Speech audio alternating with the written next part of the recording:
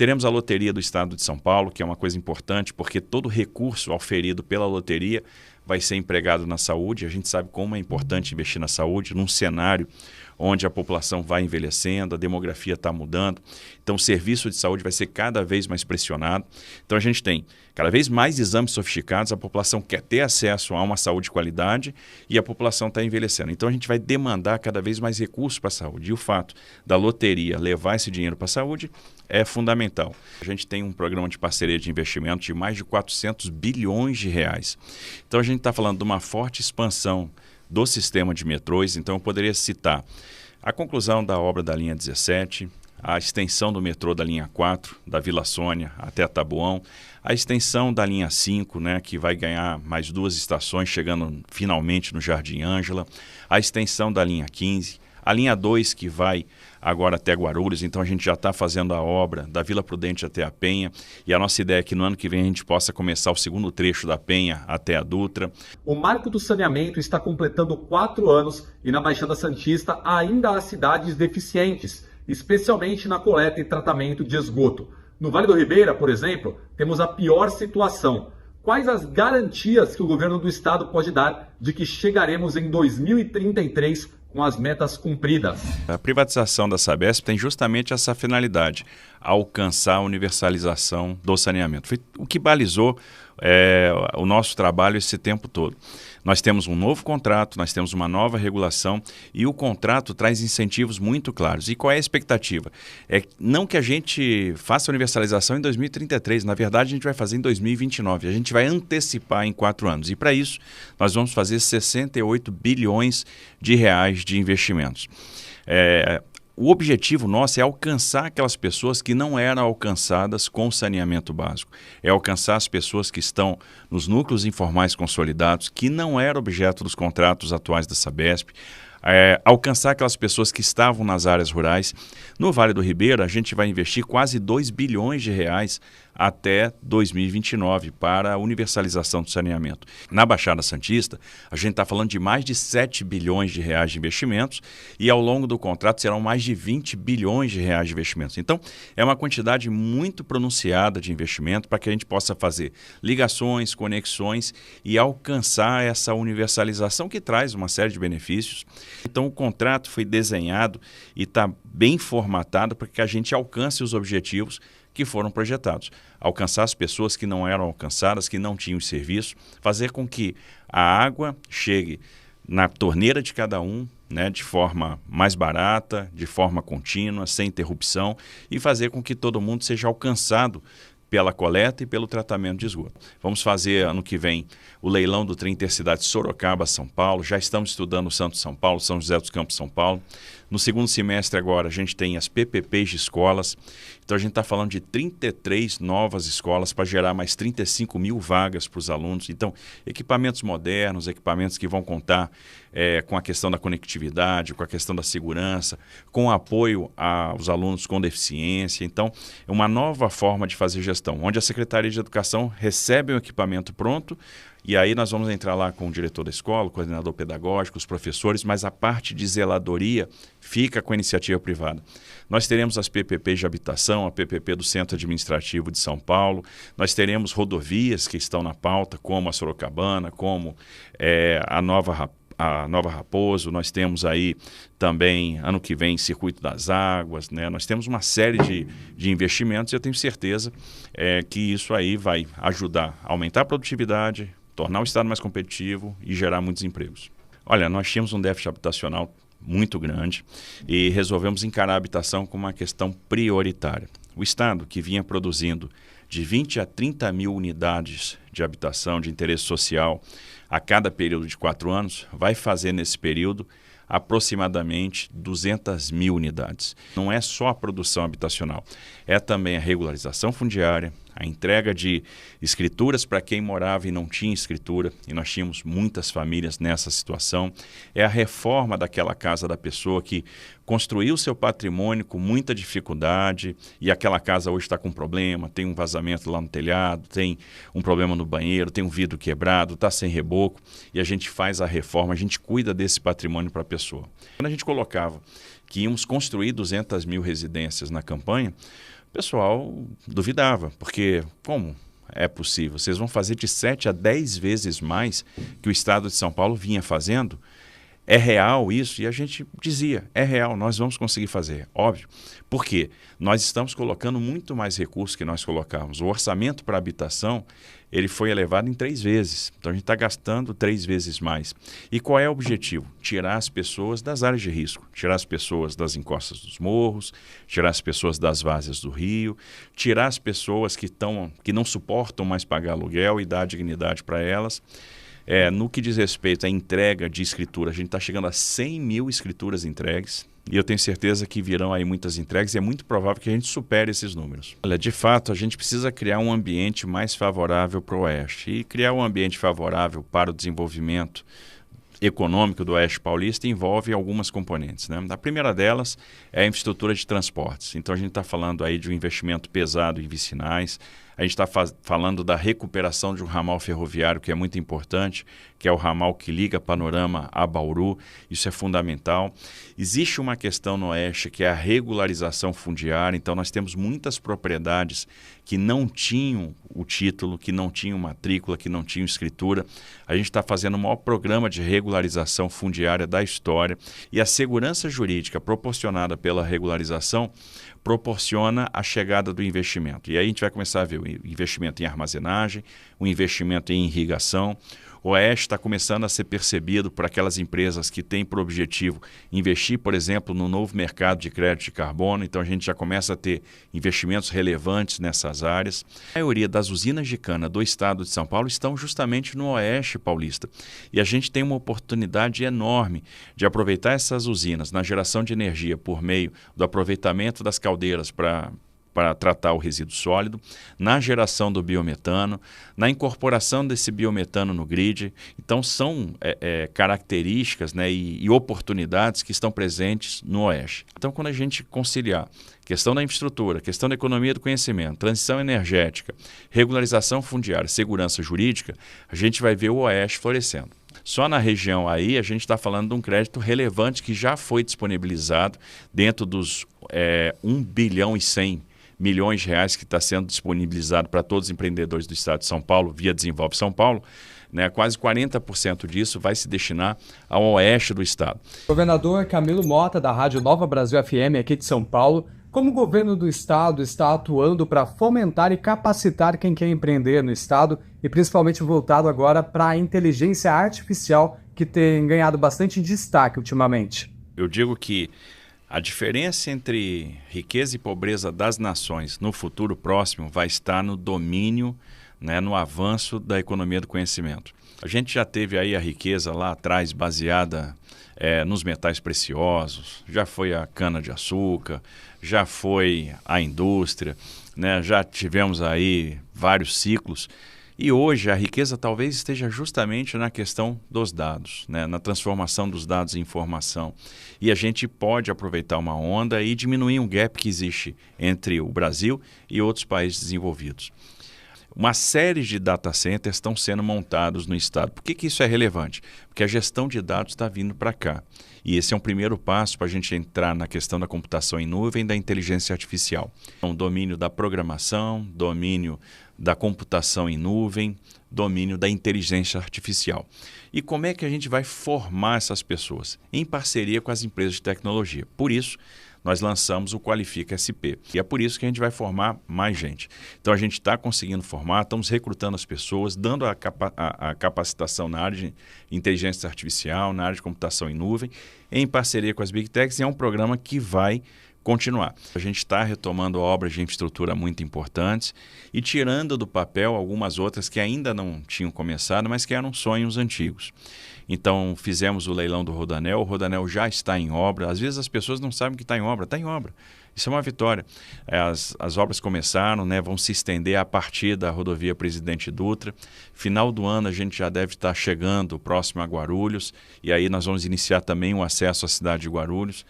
E em 26 a gente conclui a ligação da Dutra até a Bandeirantes, ou seja, a gente vai ter concluído integralmente o Rodanel, que é tão importante para a logística do Estado. Com o Rodanel pronto, a gente vai começar a ver autorizações para centros de abastecimento, ou seja, a gente vai começar também a melhorar essa logística de abastecimento de hortifruti granjeiros para a própria cidade de São Paulo, diminuir a quantidade de caminhões pesados dentro da cidade. Então, tem uma série de ganhos. A chegada do metrô em Taboão, a chegada do metrô no Jardim Ângela, a ligação da Brasilândia com o centro da cidade de São Paulo por meio do metrô. O primeiro trem já chegou no Brasil, vai subir da Baixada Santista, do Porto de Santos, para o Pátio da Água Espraiada em breve. E ano que vem a gente já inicia os primeiros testes, de maneira que em 2026 a gente também possa inaugurar essa linha. Estamos terminando aquela ligação da última estação da linha 13, da linha Jade, para os terminais de Guarulhos. Final desse ano vai estar operando. Então tem uma série de obras que estão acontecendo. A chegada do metrô em Guarulhos também vai ser uma realidade e a gente agora se prepara para tirar do papel outros desafios, como, por exemplo, a ligação do centro de São Paulo com o ABC por meio do metrô. A estação Pirelli, estamos trabalhando para fazer o leilão do túnel Santos-Guarujá, que é fundamental. E não só de grandes obras vive o Estado de São Paulo. A gente concluiu uma série de obras pequenas que vinham paradas há 8, 9, 10 anos. Então, só no ano passado, a gente concluiu 20 obras de creches que estavam abandonadas há muito tempo.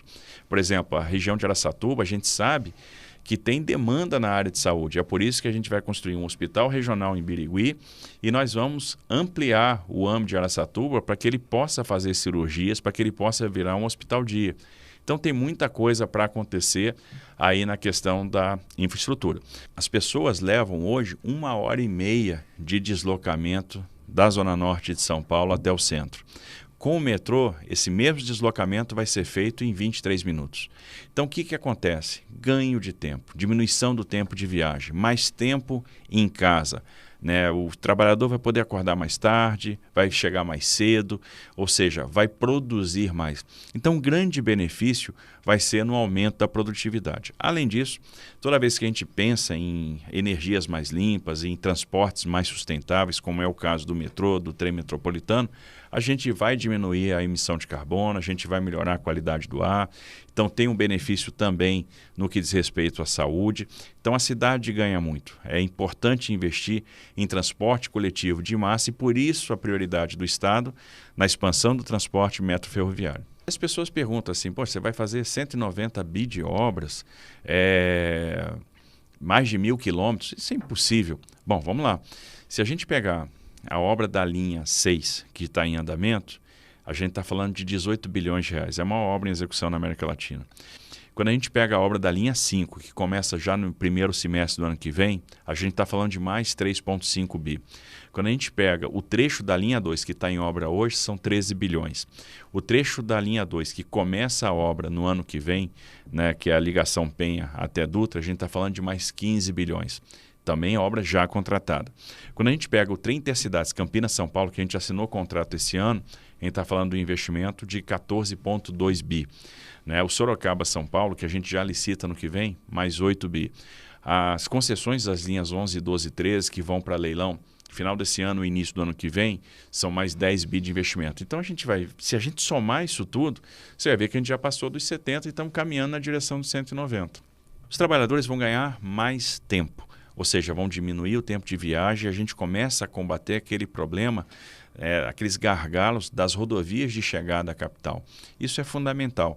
As rodovias já não suportam mais. Não adianta fazer mais faixas na Castelo Branco, na Raposo ou na Bandeirantes. A gente vai ter que partir para outra alternativa. E a alternativa é oferecer um transporte de massa sob trilhos, ou seja, para diminuir esse tempo de viagem. Então, um primeiro ganho é produtividade. Cada obra dessa gera muitos empregos. Para se ter ideia, só a obra da linha 6 gera 9.000 postos de trabalho. Então a gente vai mobilizar muita gente. Fora isso, a gente induz outros negócios. Boa parte dos trens que vão ser utilizados nesses projetos estão sendo fabricados no Brasil. Poderia citar, por exemplo, a fábrica da Alstom em Taubaté.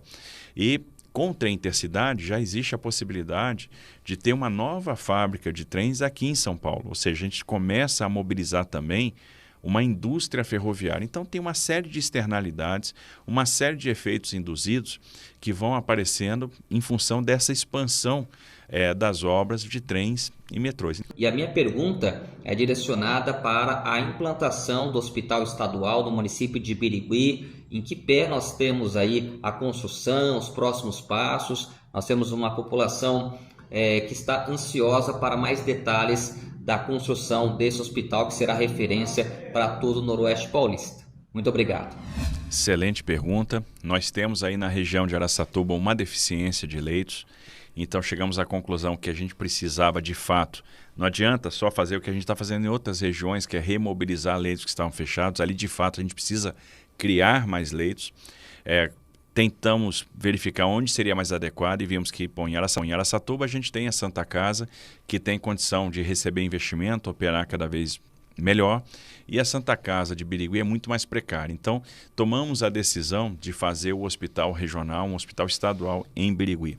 É um hospital de 268 leitos, então vai ajudar muito a saúde ali naquela região, né, em toda a região do entorno. A gente está falando de um hospital que vai atender mais de 40 municípios, então vai ser de fato fundamental, vai descomprimir a própria Santa Casa de Araçatuba. A partir do momento que a gente tem um novo equipamento para emergência no HC, o equipamento antigo vai ser reformulado para atender a área de trauma e ortopedia. E é uma carência também que nós temos aí na região de Ribeirão Preto. Então, esse projeto vai ser feito, é um projeto importante e é um projeto que vai ser feito em etapas. A gente está falando, né, de um complexo de mais de 400 milhões de reais de investimento.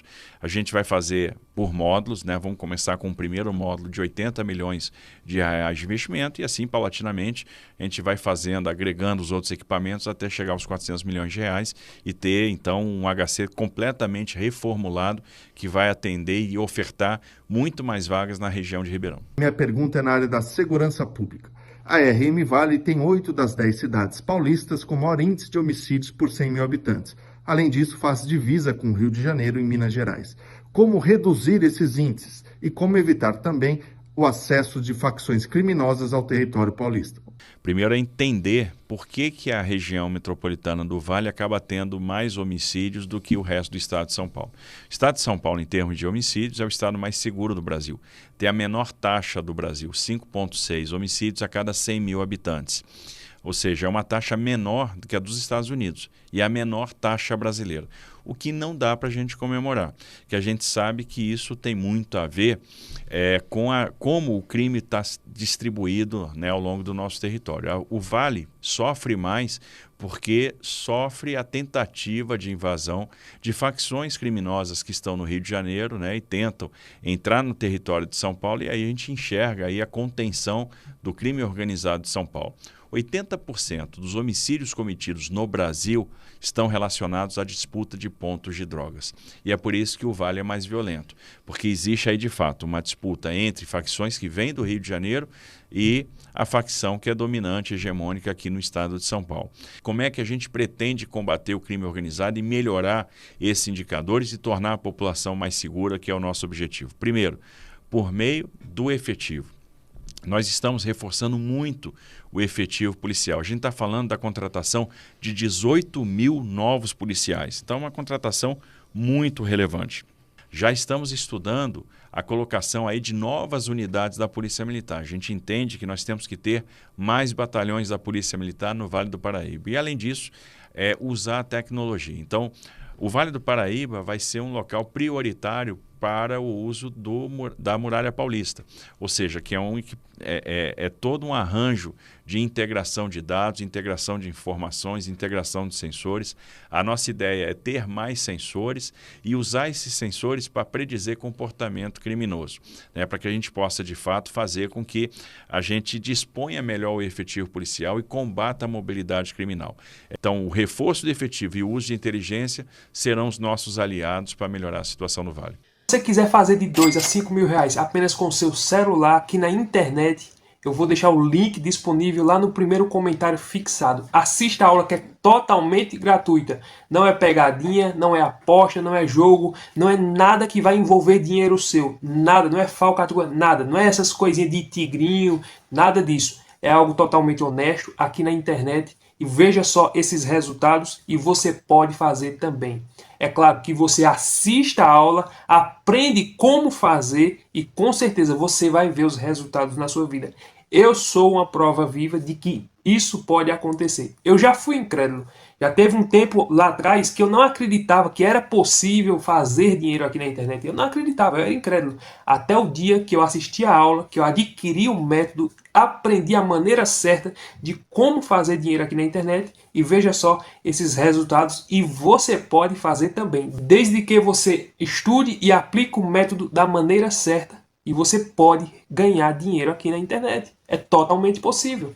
Se você trabalha e quer acrescentar uma renda no seu salário, faça isso aqui na internet, até porque o salário de hoje em dia não dá para nada. Então você tem que ter outras fontes de renda para acrescentar nas suas coisas. E se você quiser viver, é possível também. Quantas e quantas pessoas não vivem através da internet? Muitas pessoas. Então, aí você diz, mas eu não acredito que isso é verdade. Então assista a aula, é totalmente gratuita, não vai ser cobrado nada de você. O link está no primeiro comentário fixado. Você clica lá, assista a aula, você vai ver todo o passo a passo, como se construir, como fazer vídeos aqui na internet. Veja só, eu faço vídeos aqui na internet através desse canal que você está assistindo e veja só os resultados. Ou seja, você pode fazer também. Você diz, mas eu não tenho uma câmera boa, eu não quero aparecer. Não precisa aparecer. Você pode fazer vídeos anônimos. Postar vídeos na internet sem mostrar seu rosto. As pessoas nem sabem que é você e está lá um vídeo seu e mensalmente aquele vídeo está gerando renda para você. Então, isso é totalmente possível de fazer aqui na internet. Tem um passo a passo, um método no link que está lá no primeiro comentário e aqui na descrição. Tem um passo a passo de como você fazer isso, de 2 a 5 mil reais. Então, se você está na dúvida, tire suas dúvidas. Se você não acredita, assista. Não vai ser cobrado nada de você. Se você tiver interesse, você vai e aplica o método. Se você não quiser, também você não vai perder nada com isso. Mas eu tenho certeza, se você fizer tudo passo a passo do jeito que está ali, você vai colher os resultados e você vai dizer, ainda bem que eu apliquei esse método e posso gerar receita e renda aqui na internet. Então, assista esse vídeo, porque eu não sei por quanto tempo ele vai estar no ar. Pode ser que a qualquer momento ele saia do ar e eu não poste mais esse link aqui. Então aproveite essa oportunidade e eu tenho certeza que você vai ser muito beneficiado com esse treinamento que está lá no primeiro comentário fixado. Clica lá no link.